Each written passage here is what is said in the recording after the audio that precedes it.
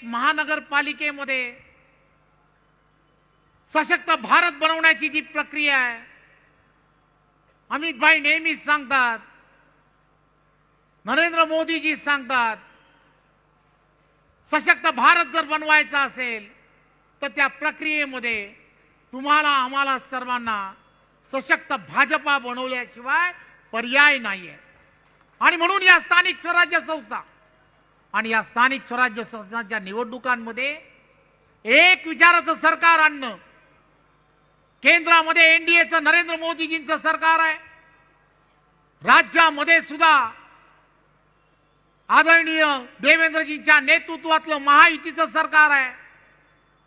अशाच पद्धतीने केंद्र आणि राज्याप्रमाणे त्या त्या स्थानिक स्वराज्य संस्थांमध्ये पारदर्शकपणे कारभार होणं हे फार गरजेचं आहे।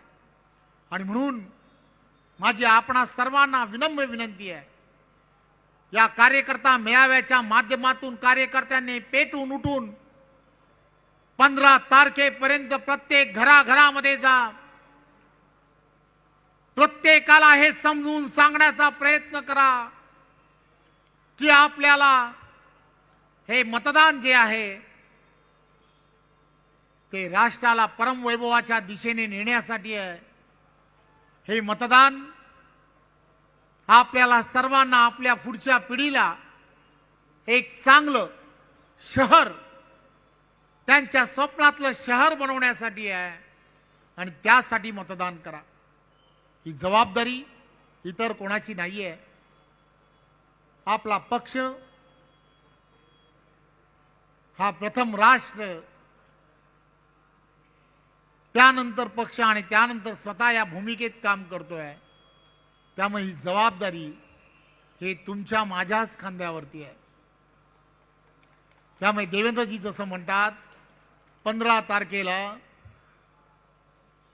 एक दिवस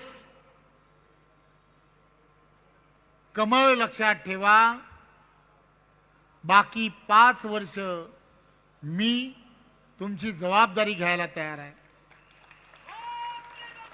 त्यामुळे प्रत्येकाने हा संदेश प्रत्येकापर्यंत पोहोचवला पाहिजे, तुमची